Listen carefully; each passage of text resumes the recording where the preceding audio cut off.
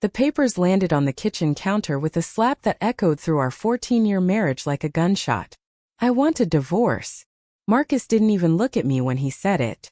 He was scrolling through his phone, leaning against the refrigerator I had bought, in the house I had maintained, wearing the watch I had gifted him on our 10th anniversary. His lips curled into a smirk, that same smirk I had once found charming, the one that now made my stomach turn with a violence I couldn't name. "Don't look so shocked, Nina," he said, finally glancing up. "We both know this hasn't been working. You've been boring me for years." Boring him. 14 years of waking up at 4:30 in the morning, packing his lunches, ironing his shirts, raising our 2 daughters while he worked late. 14 years of shrinking myself into whatever shape he needed me to be, quieter, smaller, less ambitious, less visible. And now I was boring him. "I've already talked to a lawyer," he continued, pocketing his phone.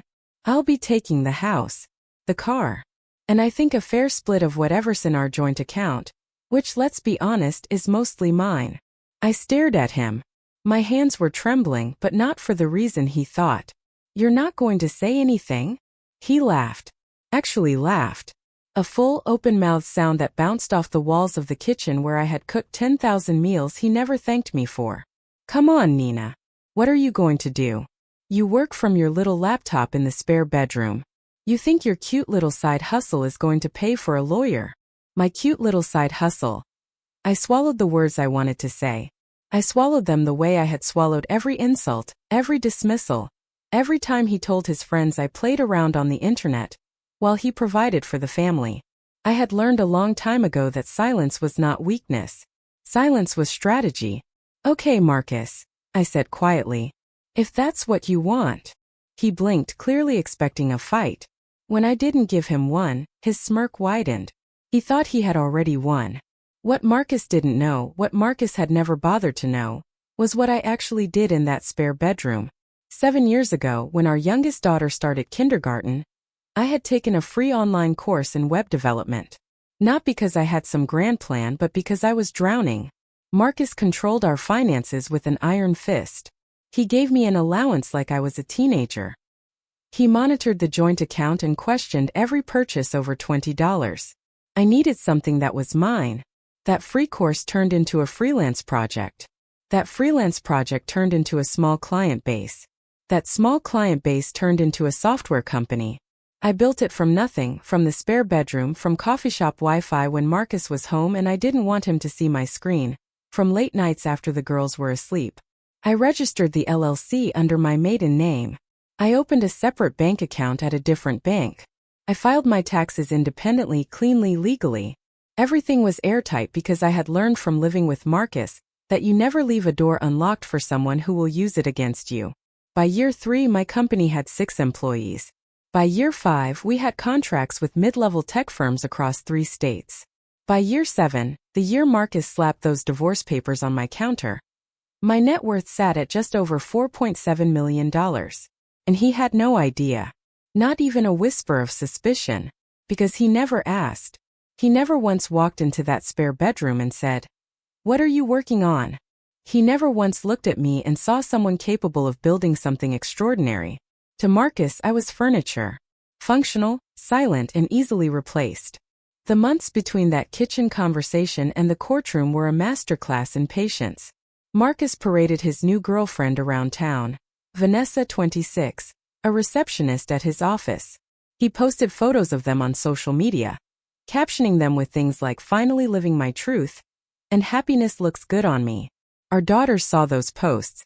Our 14-year-old Amara stopped speaking to him entirely. Our 10-year-old Zoe cried herself to sleep for 3 weeks straight. He didn't notice. Or he didn't care. I was never sure which was worse. His lawyer sent aggressive letters demanding 70% of marital assets, claiming Marcus was the primary breadwinner, and I had no demonstrable income or career prospects. Marcus had told his attorney I was a stay-at-home mom with no skills, no savings, and no future without him. My lawyer, a sharp woman named Diane Okafor whom I'd been quietly retaining for 2 years, read those letters and smiled the way a chess player smiles when their opponent moves exactly where they want them to. "Let them keep underestimating you," she said. "It makes the reveal so much more effective." The day of the hearing arrived on a gray Tuesday in November. Marcus walked into the courtroom like he owned it. New suit. Fresh haircut. Vanessa sitting in the gallery behind him, chewing gum, scrolling through her phone. He looked at me in my simple navy dress and flat shoes, and I saw it, that flicker of pity mixed with contempt. He thought I was already defeated. His lawyer spoke first. Painted a picture of Marcus as the dedicated provider, the man who had carried the financial burden of the household for over a decade. Argued that the house, the car, the savings, all of it was primarily his contribution. Requested full custody of both girls on the grounds that I lacked the financial stability to provide for them. Marcus nodded along, arms crossed, jaw set with the confidence of a man who had never once been told no. Then Diane stood up. Your Honor, my client would like to submit a comprehensive financial disclosure. She handed a thick folder to the clerk. Copies went to Marcus's lawyer, to the judge, and because Diane had a flair for theater, she placed one directly in front of Marcus. The courtroom went quiet. I watched Marcus open the folder. I watched his eyes move across the first page. I watched the color drain from his face like water from a bathtub. Slow and then all at once. Bank statements. Corporate filings. Tax returns. Revenue reports. Client contracts. All under my maiden name, Nina Ashford. All legally separate from the marriage. All showing in black and white. A thriving company and a personal net worth that dwarfed everything Marcus had ever earned in his life. His lawyer leaned over, scanning the documents. His mouth opened slightly, then closed. The judge, a silver-haired woman named Judge Patricia Calloway, reviewed the file with the calm precision of someone who had seen 1,000 divorces but still appreciated a good plot twist. Mr. Whitfield, she said, looking at Marcus over her reading glasses, it appears your wife's financial standing significantly exceeds your own. The characterization of her as financially dependent is, to put it plainly, inaccurate. Marcus's voice cracked. That's not possible. She doesn't work. She sits at home on her laptop, Mr. Whitfield. Judge Calloway interrupted, her voice sharp as a blade. Your wife is the founder and CEO of Ashford Digital Solutions, a company currently valued at approximately $4.7 million. She has been the higher earner in this marriage for at least the last 4 years. The assets you are claiming as primarily yours represent a fraction of what she has built independently. The silence that followed was the loudest sound I had ever heard. Marcus turned to look at me, and for the first time in 14 years he actually saw me. Not the wife who packed his lunches. Not the woman he belittled at dinner parties. Not the quiet, boring, small person he had convinced himself I was. He saw someone who had outgrown him so completely that he hadn't even noticed her leaving the ground. I didn't smirk. I didn't gloat. I just held his gaze with steady, unshaking eyes. Diane continued. She requested full custody. She demonstrated Marcus's neglect, his financial manipulation, his infidelity. She played a voicemail Marcus had left me 3 months prior, calling me worthless and nothing without him. Judge Calloway awarded me full custody. Marcus got supervised visitation. The house, which, as it turned out, I had been paying the mortgage on through the joint account he thought was funded by his salary alone, stayed with me. Vanessa left the courtroom before the ruling was even finished. That night, I sat on the back porch with Amara and Zoe. The stars were out, sharp and bright against the cold November sky. Mom, Amara said quietly, why didn't you ever tell Dad about your company? I thought about it for a long time. Because some things, I said, pulling both my girls close, you build in silence. And you let the results speak. Marcus had laughed in my face the day he filed for divorce. He thought he was leaving a woman with nothing. He was wrong. He was leaving a woman who had everything, and no longer needed him to see it. People hear this story and they fixate on the $4.7 million. They focus on the courtroom moment, the folder hitting the desk, the color draining from Marcus's face. They share it because it feels like justice served cold and clean on a silver platter. But that is not what this story is actually about. This story is about a woman who spent 14 years being told she was less than she was. A woman who was monitored, minimized, mocked and manipulated by someone who was supposed to be her partner. A woman who was handed an allowance like a child in her own home while being dismissed as someone who played around on the internet. The money was never the point. The point was that she never stopped building. Even when he laughed at her. Even when he never asked what she was working on. Even when she had to hide her screen because she knew he would find a way to claim it, control it, or crush it.